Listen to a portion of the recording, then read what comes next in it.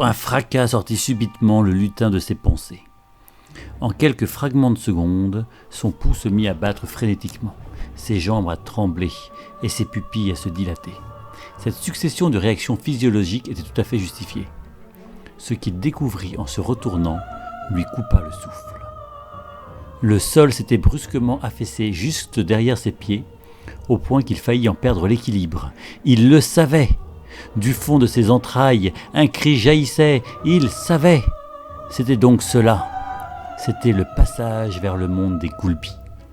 Son père et son grand-père lui avaient souvent raconté les histoires de ce monde perdu depuis la nuit des temps. Il avait toujours pensé que ces légendes racontées au soir venu n'étaient que des contes de vieux lutins qui se transmettaient de génération en génération. Il n'imaginait pas une seule seconde en pénétrant dans cette grotte que ce passage s'offrirait à lui ainsi. Le sol de la grotte avait laissé place à un large gouffre béant duquel provenait une lueur éclatante et une chaleur intense qui tranchait avec la fraîcheur de la grotte. Grand-père Silaès n'avait donc pas menti. Il se souvenait de ces mots qui résonnent dans sa poitrine comme s'il était encore là. Tu verras, tu sauras immédiatement. Et oui, il savait. Il se remémora alors les longues histoires qui commençaient toujours à peu près de la même façon. La plongée vers le monde des Goulbis. Silaès lui avait maintes fois décrit les sensations qui envahissaient les lutins devant le passage. Tu verras. Il faut d'abord s'habituer à la lumière intense. Nos yeux clairs ne sont pas faits pour cela.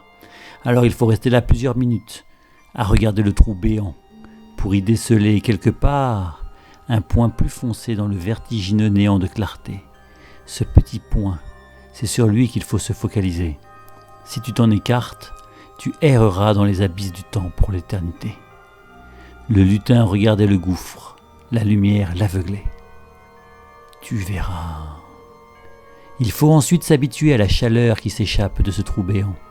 Notre peau n'est pas faite pour cela. Alors il faut rester plusieurs minutes pour s'y acclimater. Si ton corps ne s'habitue pas suffisamment, il ne résistera pas. Le lutin transpirait. Un mélange entre la chaleur moite intense qui envahissait la grotte et le stress qui continuait à l'animer. Tu verras. Il faut surtout trouver la paix intérieure.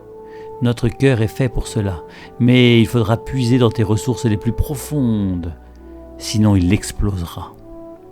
Il comprenait maintenant, devant ce gouffre béant. Il comprenait maintenant pourquoi son propre père lui racontait enfant les histoires de ce monde des Goulbis. Puis un jour il avait disparu, sans laisser d'explication, le laissant seul avec grand-père Silaès. Il avait été en colère, et puis la tristesse avait remplacé la colère. Il comprenait maintenant devant ce gouffre béant pourquoi son grand-père Silaès avait pris le relais et lui racontait souvent les histoires du monde des Goulbis. Il comprenait en fait que son grand-père, puis son père, ne lui avaient pas raconté des légendes, que tout cela n'était pas un rêve. Il l'avait simplement préparé. Il l'avait initié chaque soir un peu plus au voyage vers le monde des Goulbis. Il comprenait maintenant que son père n'avait probablement pas supporté le passage vers ce monde perdu. Son corps errait peut-être dans les abysses du temps pour l'éternité. Son corps n'avait peut-être pas résisté à la chaleur de ce puits sans fond. Son cœur avait peut-être explosé sous le coup des rancœurs passées. Il le savait, c'était son tour. Il regardait le gouffre et la lumière depuis maintenant plusieurs minutes, et ses pupilles commençaient à s'habituer, et il perçut dans ce halo un point plus sombre. Il transpirait encore, mais son corps semblait accepter l'épreuve.